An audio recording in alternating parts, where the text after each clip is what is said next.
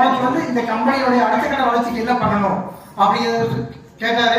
எல்லாரும் சஜஷன் சொன்னோம், அதெல்லாம் நோட் பண்ணிட்டாரு. அதே மாதிரி அடுத்த டீம் டெவலப்மெண்ட்டுக்கு என்ன பண்ணணும்னு கேட்டாரு. அதையும் எல்லாம் நோட் பண்ணிட்டு அதுக்கான தீர்வு இன்னைக்கு எல்லாம் போகும்போது எல்லாத்தையும் கிடைச்சிருக்கோம்.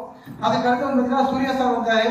அவர் வந்து பார்த்தீங்கன்னா எப்படி நமக்கு இன்கம் கொடுக்குறாங்க, நமக்கு இன்கம் கொடுக்கறதுனால கம்பெனிக்கு என்ன வளர்ச்சி என்ன லாபம் இருக்கு, அப்ப இந்த கம்பெனி சீக்கிரம் மூட மாட்டாங்க, மற்றவங்க சொல்றதுக்கு நம்ம பதில் சொல்றதுக்கு ஒரு விளக்கம் கிடைச்சிருக்கு. ஸோ இது வந்து ரொம்ப யூஸ்ஃபுல்லாக இருந்தது. அப்புறம் பேச்சும் சார் வந்தாரு. அவர் வந்து பார்த்தீங்கன்னாக்கா இந்த பிசினஸ்க்கு பேசிக்காக என்ன பண்ணணும், கான்ட்ராக்ட் லிஸ்ட், ட்ரீம் லிஸ்ட், இதை எழுதி நம்ம எப்படி பிசினஸ் பண்ணலாம்னு சொன்னாரு. அப்புறம் மத்தியானம் பார்த்தீங்கன்னாக்கா அருமையான லஞ்ச் அரேஞ்ச் பண்ணியிருந்தாங்க. வெஜ் வேணுங்களுக்கு வெஜ், அசைவம் வேணுங்களுக்கு அசைவம் கொடுத்தாங்க. சூப்பராக இருந்தது. அது முடிஞ்சதுக்கு அப்புறம் பார்த்தீங்கன்னாக்கா எல்லாரும் லேடிஸ் தனியாக ஆடினாங்க, ஜென்ட்ஸ் தனியாக ஆடினாங்க. டான்ஸ் சூப்பராக இருந்தது. அப்புறம் பாலா சார் வந்தார். அவருடைய ஸ்பீச் வந்து பார்த்தீங்கன்னா சொல்லவே வேண்டாம், கலகலப்பாக இருக்கும். எப்பவுமே பார்த்தீங்கன்னா அவர் என்ன சொல்றது, சிந்திக்காம இருப்பாரு, சிரிக்காம இருப்பாரு. அந்த வகையில் ரொம்ப சூப்பராக இருந்தது.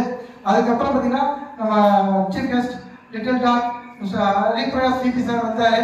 அவர் வந்து பார்த்தீங்கன்னாக்கா இது வரைக்கும் நம்ம பிஸ்னஸ் எப்படி பண்ணிக்கிட்டு இருக்கிறோம், எந்த கோணத்தில் பண்ணினா சக்ஸஸ் பண்ண முடியும் அப்படிங்கிறத சொன்னாரு. ஸோ இன்னைக்கு வந்து பார்த்தீங்கன்னா ஃபுல் டே எல்லாரும் அவங்க பார்த்தீங்கன்னா 800 கட்டி வந்திருப்பாங்க. இந்த 800 வந்து பார்த்தீங்கன்னா வேஸ்ட் போகல, வீணாகல. இதை வந்து பார்த்தீங்கன்னா நம்ம பயனுள்ள வகையில் பயன்படுத்திக்கலாம் அப்படிங்கிறத சொன்னாரு. ஸோ எல்லாருக்கும் மீட்டிங் அரேஞ்ச் பண்ணி கொடுத்தவங்களுக்கும் ரொம்ப நன்றி.